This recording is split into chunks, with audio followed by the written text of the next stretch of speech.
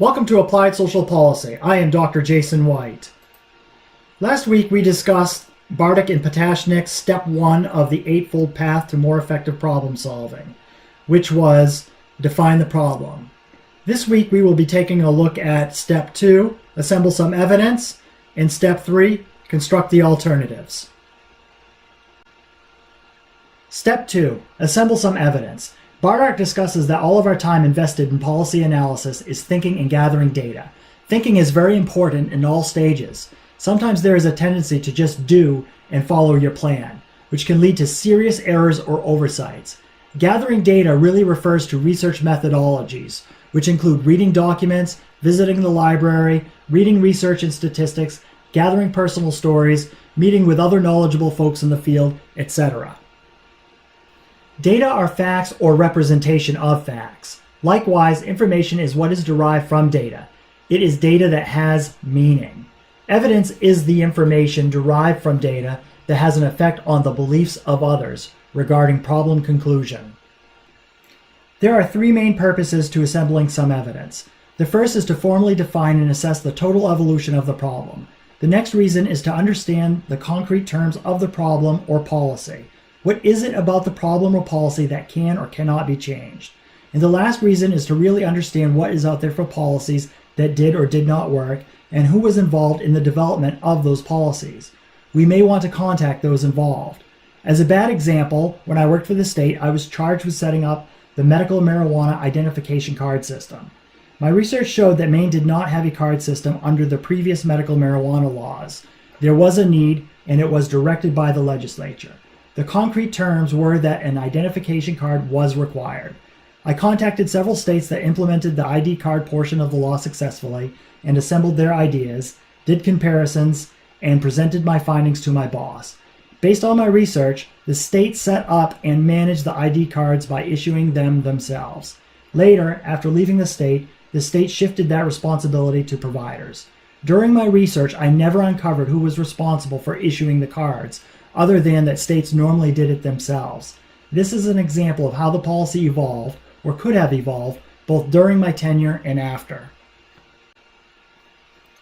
Having a basic understanding of behavioral psychology can be incredibly helpful in policy analysis. The philosophy, as presented by B.F. Skinner, basically shows that no one is unique and no situation is unique. If it happened to you, it is likely it happened to somebody else. In the context of policy analysis, it is likely there is another similar policy out there, developed from some research, and the developers are available. When Bartik discusses surveying, he is referring to researching what is out there.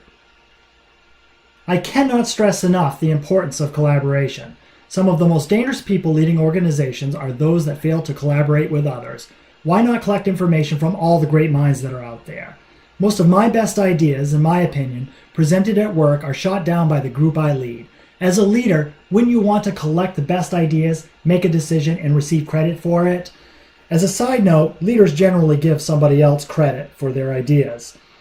Anyway, involving your critics can alert you to important issues that you might otherwise miss. Consider State Representative Richard Malaby's recent bill, LD 1911, an act to improve access to services for adults with serious mental illness.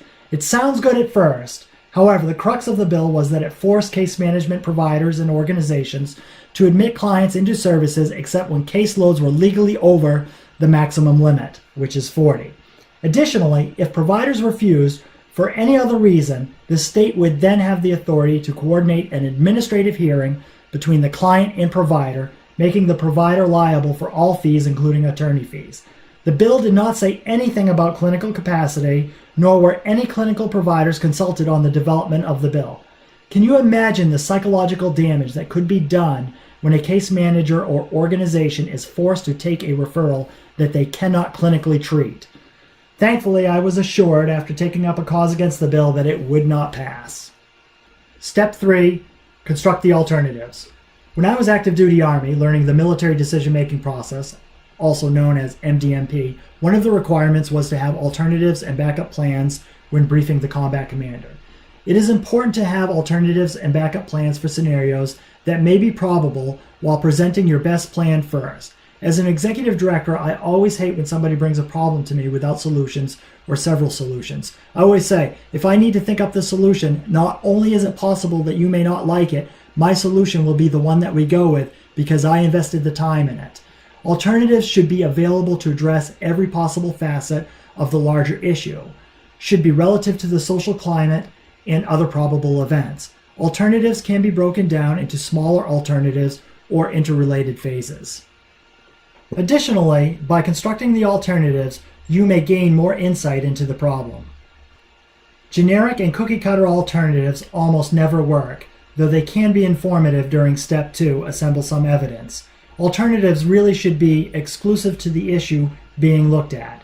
An alternative could have derivatives of generic and mainstream policies.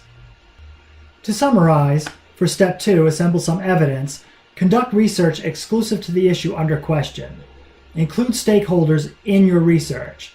For Step 3, construct the alternatives. Alternatives should be relative to the social and political climate, should focus on probable scenarios, and should not be generic.